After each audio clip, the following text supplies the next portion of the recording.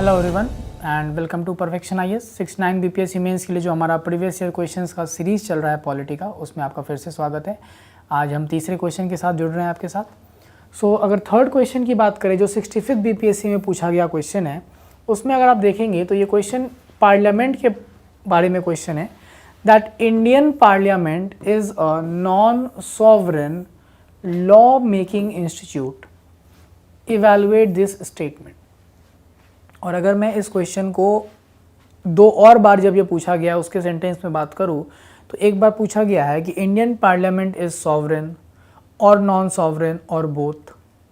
एक और साल क्वेश्चन पूछा गया है कि इंडिया और ब्रिटेन में जो पार्लियामेंट के कॉन्सेप्ट है उसमें सॉवरेनिटी के बारे में जो डिफरेंसेस है उसको समझाइए। तो कहीं ना कहीं क्वेश्चन जो है वो पार्लियामेंट के सॉवरेनिटी के ऊपर आया है। कभी ये बोलता है कि नॉन सॉवरेन है और आप इस चीज़ को क्या करिए, इवैल्यूएट कीजिए।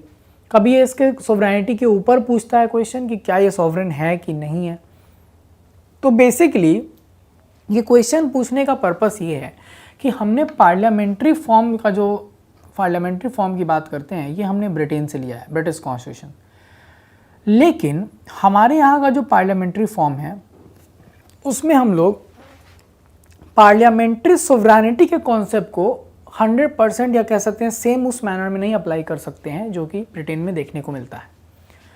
अगर हम पार्लियामेंट्री सॉवरेनिटी के कॉन्सेप्ट की बात करें तो ये ब्रिटेन में इमर्ज हुआ और इसका मतलब ये होता है कि जब आपके देश का जो सुप्रीम पावर है, वो जो हमारे स्टेट का जो सुप्रीम पावर है, वो जो लेजिस्लेटिव ऑर्गन है दैट इज़ पार्लियामेंट, उसमें वेस्टेड हो। तो जब सुप्रीम पावर किसी भी स्टेट का लेजिस्लेटिव ऑर्गन यानी पार्लियामेंट में वेस्टेड हो, that is known as parliamentary sovereignty. और ये ब्रिटेन में ही कॉन्सेप्ट इमर्ज हुआ। अगर इस कॉन्सेप्ट आप इस पर्टिकुलर क्वेश्चन के आंसर में अगर हम लोग जाते हैं तो हमें पहले पार्लियामेंट्री सॉवरेनिटी की जो मैंने अभी आपको डेफिनेशन बताई, आपको उस डेफिनेशन के बारे में बात करना है और साथ ही साथ कहना है कि इसका ओरिजिन जो है वो ब्रिटेन में ही हुआ है। सो ब्रिटिश कॉन्स्टिट्यूशन जो है वो इसके ओरिजिन के लिए आप कह सकते हैं कंट्रीब्यूटर है इसका पार्लियामेंट्री सॉवरेनिटी का। तो इसके डेफिनेशन से आप स्टार्ट कर सकते हो या फिर आपको इंट्रोडक्टरी स्टेटमेंट भी यूज़ कर सकते हैं जो पार्लियामेंट के बेस के ऊपर है। अब अगर हम पार्लियामेंट्री सॉवरेनिटी के कॉन्सेप्ट की बात करेंगे तो हमें इसमें एक चीज़ और समझना है कि पार्लियामेंट्री सॉवरेनिटी को जो अगर हम लोग करंट डायमेंशन में देखते हैं तो कैसे पता चलेगा कि किसी देश में पार्लियामेंट्री सॉवरेनिटी है, किसी देश का पार्लियामेंट सॉवरेन है। तो उसके लिए अगर आप समझेंगे तो एवी डाइसी, आप जानते हैं लीगल एक्सपर्ट एवी डाइसी जिन्होंने रूल ऑफ लॉ कॉन्सेप्ट भी दिया है। तो एवी डाइसी के द्वारा पार्लियामेंट्री सॉवरेनिटी के बारे में कहा गया है that it will be having the three components, following three components. Parliamentary sovereignty का कॉन्सेप्ट में क्या देखने को मिलेगा, तीन बेसिकली कंपोनेंट्स इसके हैं और अगर ये तीनों कंपोनेंट किसी जगह पे देखे जा रहे हैं तो वो पार्लियामेंट्री सॉवरेनिटी वहाँ पर फॉलो होता है।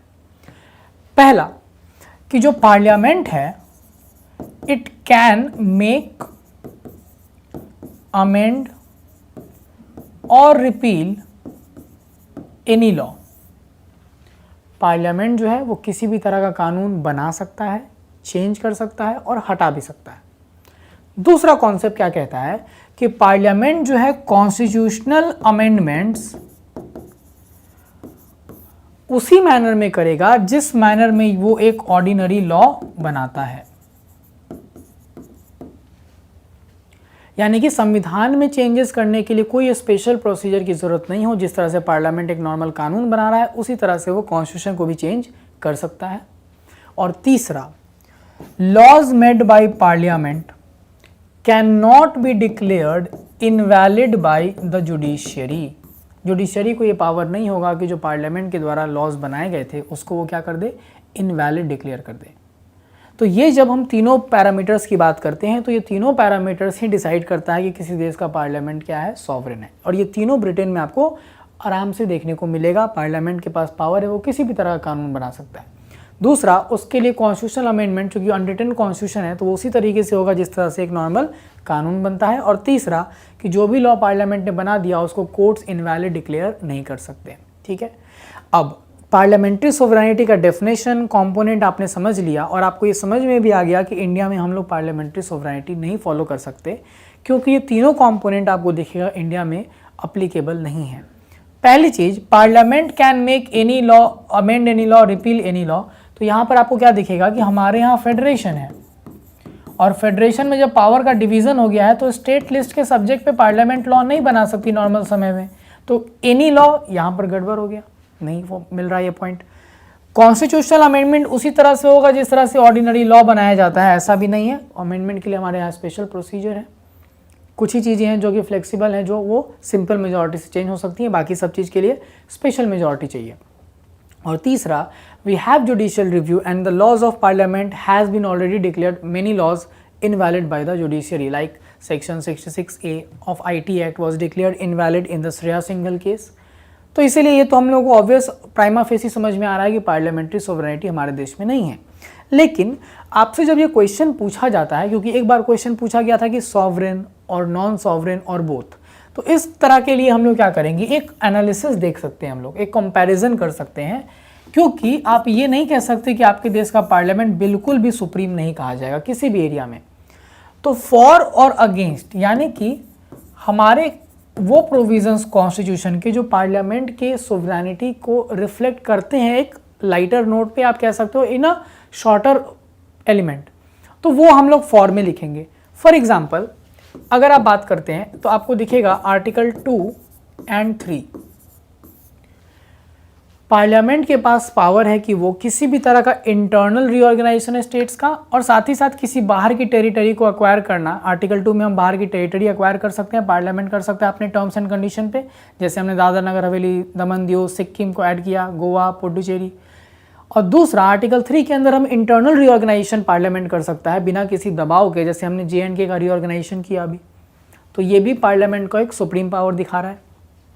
दूसरा, हम अपनी टेरिटरी किसी को दे सकते हैं, ये भी सोवरेन एलिमेंट है या सोवरेन कॉन्स्टिट्यूएंट है। तो अगर हम बात करें 9th अमेंडमेंट एक्ट की और 100th अमेंडमेंट एक्ट की, अगर हम बात करें 9th अमेंडमेंट एक्ट और 100th अमेंडमेंट एक्ट की, तो आपको दिखेगा कि हमने इससे कुछ टेरिटरीज दूसरे कंट्री को दी है, और ये पार्लियामेंट के द्वारा लाया गया अमेंडमेंट है। तीसरा अगर हम लोग बात समझेंगे जो आपको पार्लियामेंट्री सोवरेनिटी को दिखाएगा, वो है आर्टिकल 245। आर्टिकल 245 पार्लियामेंट को पावर देता है कि वो सिर्फ वही कानून नहीं बना सकता जो इंडिया में एप्लीकेबल हो, even it can make extra territorial laws which can be made applicable on Indian citizen and their property even outside India. तो ये भी सोवरेनिटी दिखा रहा है। फोर्थ पॉइंट हम लोग अगर समझेंगे, article 368 that parliament has the power to amend the constitution any part of the constitution. तो ये हम लोग 368 में देख रहे हैं कि पहले से कोई प्री कंडीशन पार्लियामेंट के ऊपर नहीं है कि वो ये अमेंड नहीं कर सकता। और लास्ट अगर हम बात करते हैं कॉन्सेप्ट लाइक पार्लियामेंट्री प्रिविलेजेस, तो पार्लियामेंट्री प्रिविलेजेस जो हमारे हैं वो क्या करेंगे, आपको पार्लियामेंट्री सोवरेनिटी को रिफ्लेक्ट करेंगे। ये भी हमने ब्रिटेन से लिया, और ब्रिटेन में ये सोवरेनिटी का एक काफ़ी इंपॉर्टेंट एलिमेंट है पार्लियामेंट्री प्रिविलेज, जो कुछ स्पेशल राइट्स और इम्यूनिटीज़ दिए गए हैं पार्लियामेंट को और उनके मेंबर्स को। तो ये सारे पॉइंट्स पे we can way to some extent that parliament is sovereign in the limited arena given by the Indian constitution. However this sovereignty is limited because of the following points. First of all federation, तो federation है, power का division है, तो हम लोग parliament का power restricted है, एक पर्टिकुलर डिफाइंड लिमिट में है। दूसरा अगर हम लोग समझेंगे तो हमारे यहाँ रिटन एंड सुप्रीम कॉन्स्टिट्यूशन है, तो रिटन और सुप्रीम कॉन्स्टिट्यूशन होगा तो parliaments power will be limited by the constitution itself. तीसरा रिजिड कॉन्स्टिट्यूशन, कुछ प्रोविजंस कॉन्स्टिट्यूशन के ऐसे हैं जो कि पार्लियामेंट अकेला चाहकर चेंज नहीं कर सकता है, उसके लिए स्टेट्स का भी अप्रूवल चाहिए होगा, एटलीस्ट 50% ऑफ द स्टेट्स। चौथा fundamental rights, parliament can not make law as per article 13 clause 2, parliament can not make any law which violates fundamental right, तो ये भी रिस्ट्रिक्शन लग रहा है। Fifth is judicial review, because in India parliamentary laws can be declared invalid by the judiciary. और last basic structure, supreme court के द्वारा basic structure doctrine लाकर क्या किया गया, पार्लियामेंट के अमेंडमेंट के पावर पे भी एक रिस्ट्रिक्शन लग गया, that they can not amend what has been declared as a part of basic structure. ठीक है, तो इस बेसिस पे आपने एक एनालिसिस कर लिया कि आपका पार्लियामेंट सॉवरेन कहला सकता है कुछ लिमिटेड एरिना में, बट इंडिया का सिस्टम जो है गवर्नमेंट का वो डिफरेंट है, इसलिए हमने ब्रिटेन से पार्लियामेंट्री फॉर्म बस लिया, पार्लियामेंट्री सोवरेनिटी नहीं ली है। हालांकि आप कंक्लूड जब करेंगे तो आप इसी चीज़ के ऊपर फोकस रखेंगे और आप कहेंगे since in India there is constitutional supremacy, क्या है हमारे यहाँ कॉन्स्टिट्यूशनल सुप्रीमेसी। और अगर पूछा जाएगा कि हमारे देश में सोवरेनिटी किस ऑर्गन के अंदर है, तो किसी भी ऑर्गन के अंदर सोवरेनिटी नहीं वेस्टेड है, rather in India there is a concept of popular sovereignty, that means the sovereignty lies with the people of India and it will not be wasted with any of the organs, rather there is a system of check and balance between all the three organs in order to protect the sanctity of the constitution। तो हमारे देश में तीनों organs में से किसी के अंदर भी सोवरेनिटी नहीं दी गई है, क्योंकि हमारे यहाँ पर अगर कॉन्सेप्ट देखें तो पॉपुलर सोवरेनिटी है, मतलब सबसे सुप्रीम लोग हैं, और तीनों ऑर्गन में चेक्स एंड बैलेंस सिस्टम दिया गया है ताकि अल्टीमेटली किसको प्रोटेक्ट किया जा सके, सैंक्टिटी ऑफ द कॉन्स्टिट्यूशन। तो इस बेसिस पे आपको कंक्लूड करना है अपने आंसर को, ठीक है। तो आई होप आप इसको समझ गए होंगे। प्लीज़ आप इसका एक आंसर फ्रेम करके मुझे टेलीग्राम पे ज़रूर भेजिए। अगले वीडियो में हम लोग नेक्स्ट क्वेश्चन के साथ मिलेंगे। Thank you.